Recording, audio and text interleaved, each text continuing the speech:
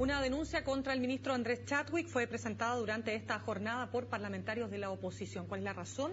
El respaldo entregado por el secretario de Estado al paro de camioneros que ayer obstruyó la Ruta 5 Sur. Según La Moneda, la manifestación fue un reflejo comprensible de la molestia existente en la Araucanía por los últimos hechos de violencia. Entre los otros elementos que se han sumado, digamos, a todo lo que es el conflicto mapuche, tenemos las declaraciones de la coordinadora Arauco Malleco, que se ha desmarcado del atentado que cobró la vida al matrimonio Luxinger-Macay. Han señalado que ellos no están vinculados a ese hecho y que no tienen nada que ver con el grupo que lo ejecutó. Queremos hablar sobre lo que está pasando justamente en la zona. Estamos con el candidato presidencial Andrés Velasco para profundizar. Andrés, gracias por acompañarnos esta tarde. Muy buenas tardes, encantado. A ver, lo primero, quiero saber cómo califica usted la posición que ha tenido el Ministerio del Interior y particularmente el ministro Andrés Chadwick respecto de la paralización de ayer o del bloqueo ayer de los camioneros de la Ruta 5 Sur. Si me permites, me gustaría decir una cosa antes, porque vamos al fondo del asunto. Aquí hubo un asesinato inaceptable. Y la violencia solo engendra violencia, y eso hay que condenarlo. Así como también correspondía y corresponde condenar los actos de violencia contra personas del pueblo mapuche. Ambos son absolutamente inaceptables y creo que cualquier persona que aspire a un cargo de representación popular debe dejar eso muy en claro, porque es de esa condena que empieza a generarse un piso común para que busquemos soluciones. ¿Usted cree que esa condena ha sido lo suficientemente categórica en los sectores más vinculados a la centroizquierda de este país? Porque ahí ha habido ciertos comentarios que de pronto uno tiende a pensar que se trata de relativizar los hechos según desde dónde ocurran. ¿Qué cree usted? Yo creo que las principales figuras, hasta donde yo he visto al menos, han sido muy claras. En Twitter, en fin, uno puede ver muchas cosas, ¿no? Pero me parece que es importante, eso sí, tener muy claro que esto es un acto de violencia inaceptable, cobarde, doloroso, y que también en la larga y difícil historia de la Araucanía de los últimos 130 años ha habido muchos otros, y donde yo a veces echo de menos es la claridad para también condenar esos otros, porque aquí no hay violencia aceptable de ningún tipo. Ahora, frente a ese tema, yo quiero saber, vamos por lo más inmediato que tiene que ver con esta toma, digamos, de la Ruta 5 Sur por parte de los camioneros. Yo quiero saber, partiendo por ahí, ¿cómo evalúa usted la manera en que el gobierno ha enfrentado este conflicto, que por lo demás también le tocó en su momento muy duramente, no solo a la expresidenta Bachelet, sino también y fundamentalmente al expresidente Ricardo Lagos? ¿Cómo lo ha enfrentado el actual gobierno? De modo contradictorio, porque uno no puede llamar a la tranquilidad, uno no puede llamar a rechazar los hechos de violencia y al mismo tiempo decir que es perfectamente aceptable que haya personas que se tomen caminos, corten vías públicas y le impidan a los ciudadanos hacer su vida cotidiana. Obviamente no estoy para nada comparando un hecho de violencia que lleva a la muerte de dos personas con el corte de un camino, pero también es importante que todas aquellas personas que están involucradas en este proceso actúen de una manera que vamos bajando las tensiones y no exacerbando las tensiones. Y desde esa óptica, claramente el corte de caminos no se justifica y el gobierno así debería decirlo. Sin embargo, el propio ministro del Interior se manifestó de alguna manera comprensible, digamos, con justamente esta manifestación, y esto fue refrendado también por la ministra del Trabajo. La pregunta que le hago es si usted cree que se está equivocando derechamente el ministro del Interior o acá se confunden determinados planos. Se está equivocando derechamente.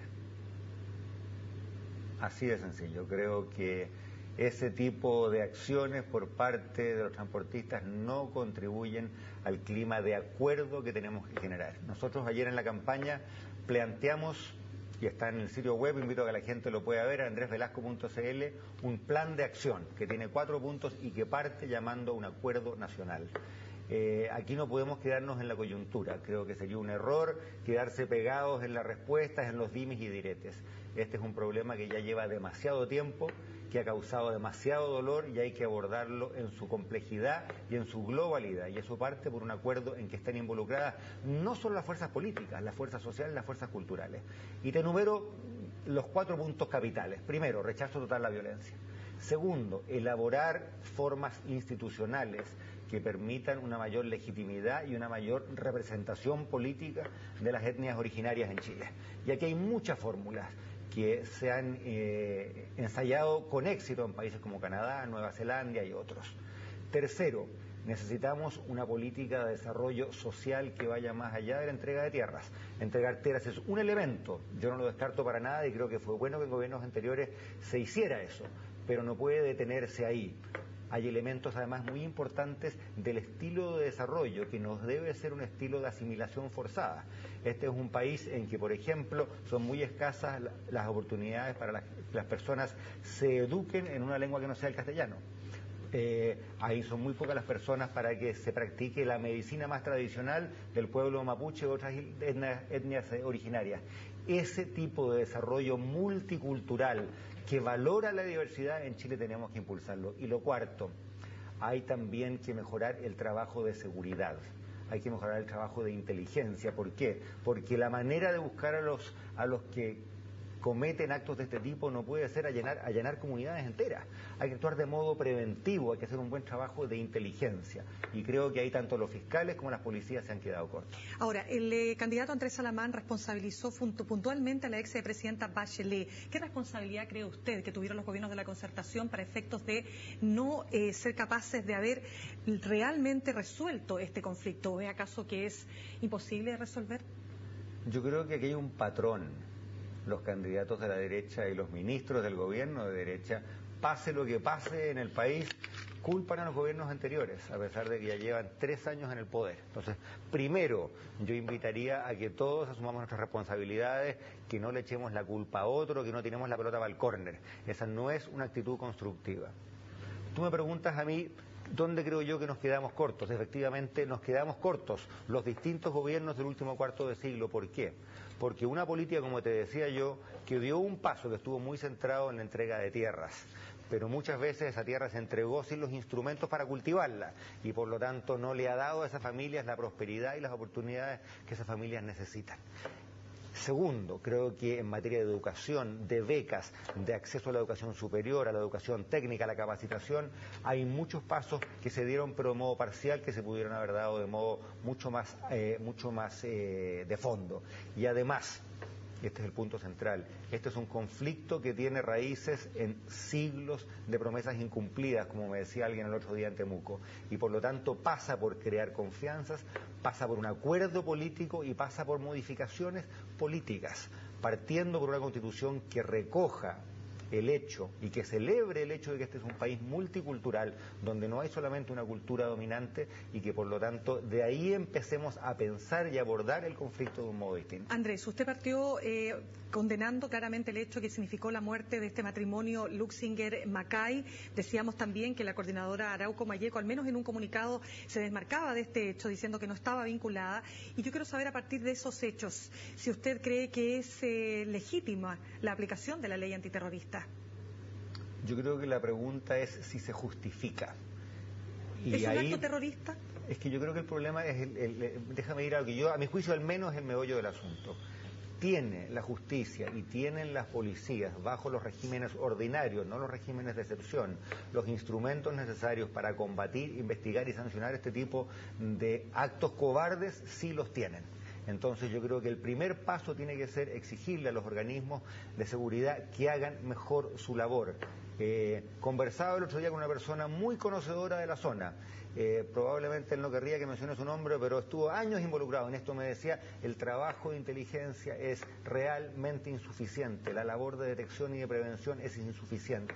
Entonces, partamos por utilizar los instrumentos que están disponibles, pero utilicémoslos bien. Eso hoy día no se está haciendo. Ahora, usted como conocedor de lo que, digamos, de estos efectos que tienen estas situaciones políticas y sociales en nuestro país y los efectos que tienen en el exterior, ¿cuánto diría usted que va a afectar la imagen de Chile, sobre todo de cara a la cumbre del CELAC que será prontamente en nuestro país?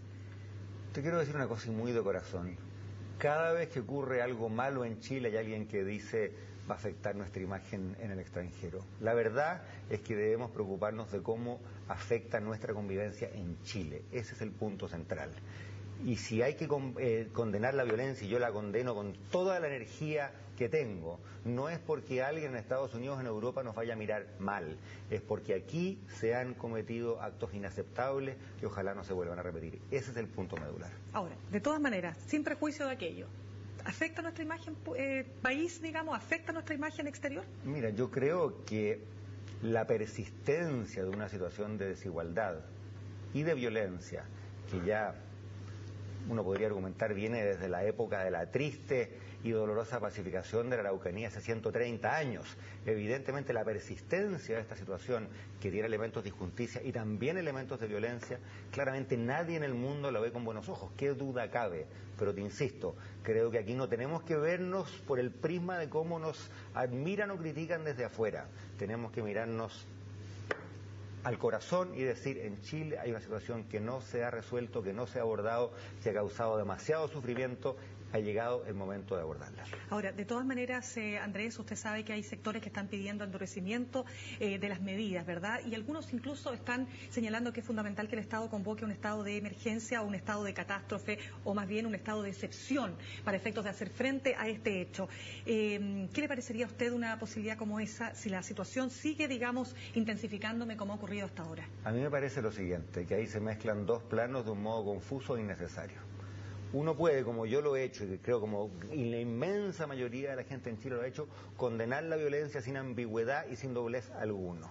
Exigir un trabajo policial más efectivo, pero al mismo tiempo condenar también, y esto es muy importante, una tendencia que uno observa en cierta gente, especialmente que viene del mundo de la derecha, a demonizar al pueblo mapuche. Uno lo ve en Twitter y lee cosas absolutamente escandalosas, vergonzosas, y que nos lleva a un ambiente, que es un ambiente de confrontación y no un ambiente de diálogo, y por esa vía el problema no se va a resolver. A mí me gusta la idea de que hay que ser firme con la violencia, y lo quiero decir con toda la claridad del mundo, hay que ser firme con la violencia, pero también hay que ser firme con las causas de la violencia, como decía el primer ministro Blair en Inglaterra cuando hablaba de la violencia que ocurrió en ese país. Con ambas cosas, pero no transformemos esto en un conflicto de carácter exclusivamente policial o militar, porque no lo es. Ahora, estos grupos son grupos que de todas maneras se ha intensificado, por supuesto, su acción violenta, y todo indicaría que hay una coordinación entre ellos a lo menos, y que tienen una orgánica mucho más allá de lo que en algún momento se pensó que eran grupos atomizados. ¿Qué cree usted que hay detrás? Yo creo que tú y yo estamos de acuerdo en esto, porque tú formulas la pregunta y dices, todo indicaría que en un país en que la labor de inteligencia funcione bien, no tendríamos que estar especulando, no tendríamos que tener una conjetura, tendríamos esa información y estaría disponible, no lo está. ¿Y quién tiene que responder ahí? Usted dice de inteligencia, ¿quién tiene que responder? Todas las autoridades, incluyendo los fiscales. La verdad es que creo que la responsabilidad en este caso es fundamental, y lo quiero decir con toda honestidad, y ojalá nadie se moleste, tiene que ver con los fiscales y con las policías, ambas. Ahí hay una labor que a mi juicio y a juicio de mucha gente muy conocedora de la zona, y he conversado con muchos de ellos hace ya tiempo, y especialmente en los últimos días, hay un juicio bastante generalizado. Esa labor se ha hecho de modo parcial, de modo imperfecto, y como no tenemos prevención y como no tenemos manera de anticipar estos eventos, bueno, hoy día estamos obviamente dolidos y lamentando las consecuencias. Muy bien, Andrés, muchísimas gracias por acompañarnos esta tarde. Muchísimas gracias.